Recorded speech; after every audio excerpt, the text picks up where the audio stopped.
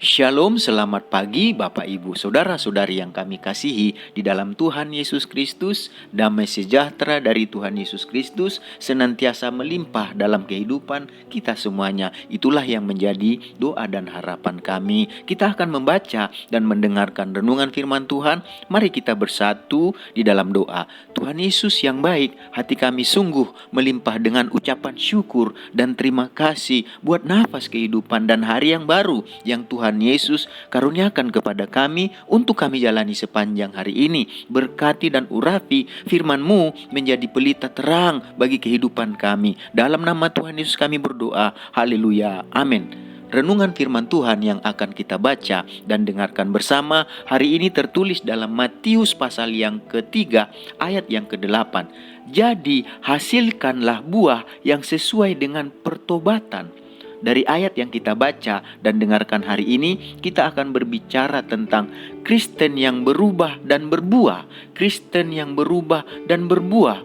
Tujuan Tuhan memanggil dan menyelamatkan kita adalah supaya kita memiliki kehidupan yang berbeda dari orang-orang dunia lainnya. Karena melalui perbedaan tersebut, kita menunjukkan kepada dunia bahwa kita telah berubah dan berbuah.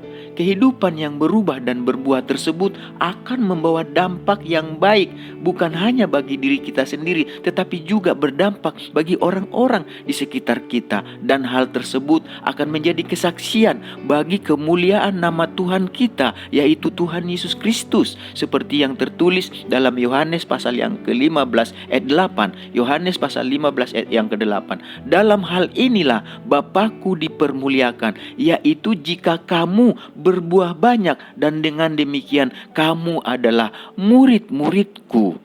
Ini dikatakan oleh Tuhan Yesus sendiri bagi setiap orang yang percaya kepadanya. Jadi kita dikatakan berubah dan berbuah jika ada perubahan hidup yang benar-benar kelihatan oleh orang lain yang ditandai dengan adanya buah-buah roh. Berubah dan berbuah merupakan kehendak Tuhan bagi setiap orang yang percaya, seperti yang dikehendaki Tuhan melalui firman-Nya dalam Roma pasal 12 ayat 2. Janganlah kamu menjadi serupa dengan dunia ini, tetapi berubahlah oleh pembaharuan budimu, sehingga kamu dapat membedakan manakah kehendak Allah, apa yang baik, yang berkenan kepada Allah, dan yang sempurna. Jadi kita juga dapat dikatakan berubah jika karakter kita berubah, seperti yang dikatakan dalam 1 Korintus pasal 13 ayat yang ke-11. Ketika kanak-kanak, aku berkata seperti kanak-kanak, aku merasa seperti kanak-kanak, aku berpikir seperti kanak-kanak. Sekarang sesudah aku menjadi dewasa, aku meninggalkan sifat kanak-kanak itu. Jadi perubahan hidup yang dikehendaki Tuhan adalah pada saat kehidupan kita bergerak menuju ke arah Kristus dengan meninggalkan sifat kanak-kanak dan bertumbuh menjadi dewasa rohani. Oleh karena itu, marilah kita belajar untuk mengoreksi diri kita masing-masing. Jangan sampai kita sudah bertahun-tahun mengikut Tuhan, dan kalau ditinjau dari sudut umur, seharusnya kita sudah dewasa atau sudah tua, namun kita tetap saja memiliki kerohanian yang kerdil.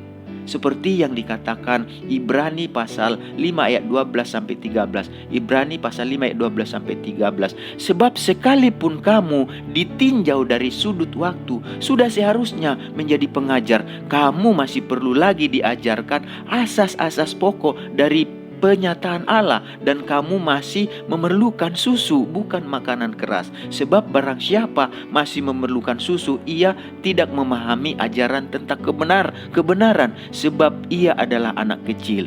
Jadi Bapak Ibu saudara-saudari yang kami kasihi di dalam Tuhan Yesus Kristus, mari kita belajar untuk menjadi orang yang percaya, yang makin hari semakin dewasa dalam Tuhan, tentunya melalui perubahan karakter dalam kehidupan kita.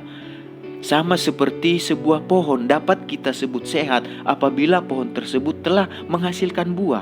Setiap pohon yang sehat pasti akan menghasilkan buah tepat pada waktunya. Tetapi sebaliknya, pohon yang tidak sehat akan sulit sekali untuk berbuah. Demikian juga dengan orang yang percaya, yang sehat secara rohani, pasti akan menghasilkan buah-buah roh seperti yang dikatakan dalam Galatia pasal yang kelima ayat 22 sampai 23a.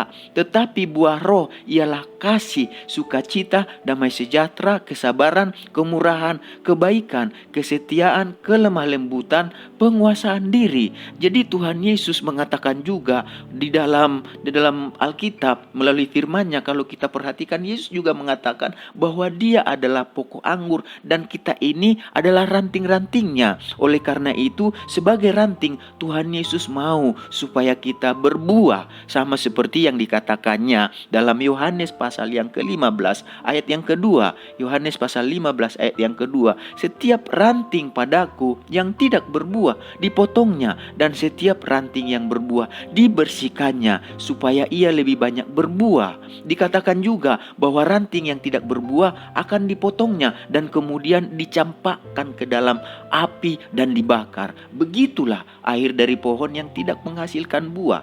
Dalam Lukas pasal 13 ayat 6 sampai 19, kalau kita baca di sana juga dikatakan bahwa perumpamaan tentang pohon ara yang tidak berbuah. Bahkan dikatakan sudah 3 tahun lamanya si pemilik kebun tidak menemukan buah pada pohon aranya. Sehingga apa yang terjadi? Sehingga ia pun memerintahkan pengurus kebunnya untuk menebang pohon itu dan berkata, untuk apa ia hidup di tanah ini dengan percuma?